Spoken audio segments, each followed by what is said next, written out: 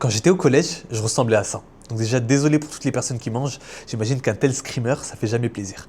Et donc comme tu peux l'imaginer, avec une tête comme ça, la confiance en moi, c'était pas un truc avec lequel j'étais né.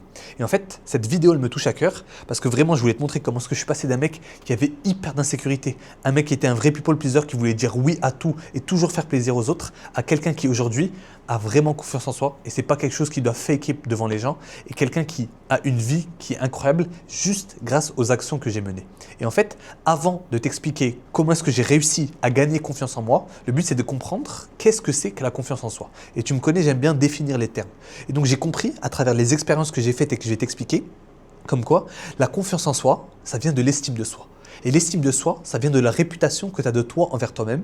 Et la réputation que tu as de toi envers toi-même, elle vient des actions que tu prends quand personne ne te regarde. Par exemple, si on est tous les deux et qu'on se dit demain on va se réveiller à 6 heures, on va se réveiller à 6 heures parce qu'il y a de la pression sociale. Mais si toi tu es tout seul dans ta chambre et tu te dis demain je vais me réveiller à 6 heures, est-ce que tu vas te réveiller à 6 heures? Quand tu te dis demain je vais commencer une jet, est-ce que tu vas vraiment le faire? Quand tu te dis ok, demain je vais courir 10 km mais au 8e kilomètre tu es fatigué, est-ce que tu vas arrêter? Les gens ne comprennent pas que la petite voix dans ta tête, c'est la personne avec qui tu vas le plus parler dans ta vie. Donc il ne faut pas perdre son respect.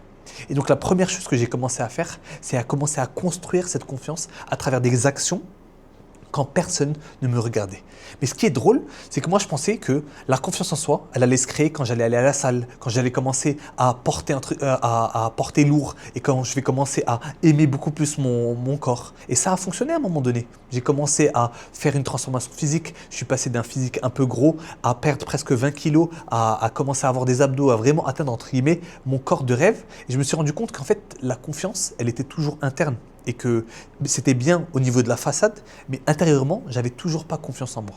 Et jusqu'à un moment donné, où j'ai eu un déclic qui est venu par hasard, comme tu me connais, à travers une expérimentation, mais c'est le fait de comprendre que pour vraiment gagner confiance en soi, il faut que tu fasses la chose qui te fait le plus peur. Par exemple, moi, c'était le fait de parler aux filles.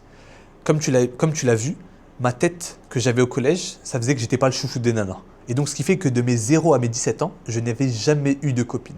Ok? Et donc, à mes 17 ans, j'ai eu ma première copine de mes 17 ans à mes 21 ans. Et à mes 21 ans, ma copine me quitte et donc je me retrouve seul pour la première fois, sans aucune expérience, vu que l'âge où les gens commencent à draguer, ben moi j'étais en couple et avant, je n'avais parlé à aucune fille.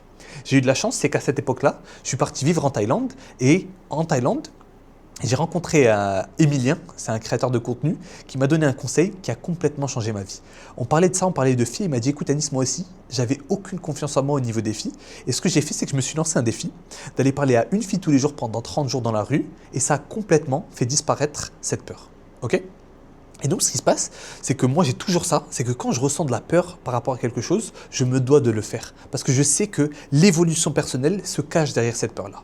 Mais je me suis dit quoi? Je me suis dit, en fait, j'ai trop peur d'aller parler aux filles directement. Je vais créer ma propre méthodologie. Et donc, qu'est-ce que je me suis dit? Je me suis dit, je vais imaginer ça comme un jeu vidéo. Parce que quand tu joues, par exemple, à Mario, tu affrontes pas Bowser directement. Ok? Et pour moi, Bowser, c'était aller demander le numéro d'une fille dans la rue. Et donc, on commence par le niveau 1, le niveau 2, après le monde 1, 2, 3, etc., etc. Donc ce que je me suis dit, c'est que le premier jour, ce que je vais aller faire, c'est que je vais aller faire un compliment à un mec. Ok? Je vais marcher dans la rue, je vais voir un mec, il a un beau t-shirt, j'adore ton t-shirt. Deuxième jour, je dois arrêter le mec et lui faire un compliment. Le troisième jour, je dois arrêter le mec, lui faire un compliment et lancer une discussion. À ce moment-là, après avoir fait ça pendant 3 jours, ça m'a commencé à faire disparaître ma peur d'aller aborder des inconnus. Et donc dès qu'on a fait ça, on passe aux filles. Quatrième jour, la même chose, je fais un compliment à une fille et je ne m'arrête pas. Cinquième jour, j'arrête la fille et je lui fais un compliment. Sixième jour, j'arrête la fille, je lui fais un compliment et je lance une discussion.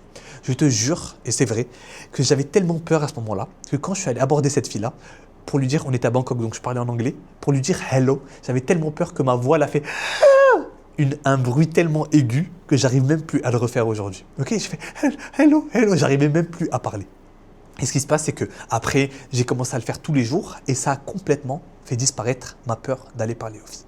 Mais quand je te dis que ce défi-là, ça a eu le plus gros impact dans ma vie, ça a eu le plus gros impact que réussir à vivre de mon business, partir de mon pays, le Maroc, pour aller vivre tout seul à l'autre bout du monde, faire une transformation physique, créer du contenu, absolument tout. Ces défis ont beaucoup aidé à gagner en confiance, mais ça, qui était ma plus grande peur, qui était aller parler aux femmes, ça a complètement changé ma vie. Et en fait, ça m'a donné une autre perspective par rapport à comment est-ce qu'on construit de la confiance en soi. J'ai compris comme quoi chaque être humain était différent. Et en fait, ce qui se passe, c'est que vu que chaque être humain est différent, il faut que tu comprennes c'est quoi la plus grosse peur que tu as. Peut-être que c'est la peur que les gens te voient comme quelqu'un de ridicule. Par exemple, tu n'oses pas créer du contenu parce que la vie des gens, c'est trop important pour toi. Peut-être que tu es comme moi et c'est vraiment le fait que tu as peur d'aller parler aux filles. Ou bien c'est peut-être comme quoi tout le monde se fout de ton physique. Tu as été peut-être gros, obèse quand tu étais petit, tout le monde se fout de ta gueule par rapport à ça. Chacun d'entre nous a un énorme défi à tacler. Et c'est qu'une fois que tu vas tacler ce problème-là, que tu vas vraiment gagner. J'avais ce débat avec mon petit frère et un de mes meilleurs potes, on parlait de ça. Il me disait, ouais, mais nous, on construit notre confiance à la salle, etc. Je te jure qu'il n'y a pas un dixième de la confiance que tu vas gagner à la salle que si tu vas tacler ce plus gros problème. Et ça me l'a fait avec le fait d'aborder les filles et ça me l'a fait avec le fait d'aller commencer à créer du contenu sur Instagram. YouTube, c'est juste une plateforme que je fais pour le plaisir, pour améliorer mon élocution, mon éloquence plutôt. Et en fait, ce qui se passe, c'est que une fois que tu as réussi ce gros défi, qui était pour moi impossible, si tu voyais, c'est même pas pour flex, je le dis vraiment d'un mec qui vient tellement loin et tu as vu à quoi je ressemblais. Je suis sorti avec des filles qui étaient sublimes. Ceux qui sont déjà venus à Bali, vous savez à quel point il y a les plus belles femmes sur Terre. Il y a des filles avec qui je suis sorti, je ne croyais pas que c'était possible pour moi. Je ne croyais pas que ce genre de fille-là, elle pouvait s'intéresser à moi. Et en fait, ce qui se passe, c'est qu'une fois que tu as pété cette barrière mentale, tu comprends que absolument tout est possible. Ok ? Quand j'ai fini ce défi d'aller aborder une fille dans la rue, je l'ai fait pendant presque 1 an. Tu vois, j'ai une vidéo sur mon compte si tu vas aller voir où c'est. J'ai abordé 500 femmes en 1 année. Voilà ce que j'ai appris. Ça a rendu tous les autres challenges dans ma vie nuls.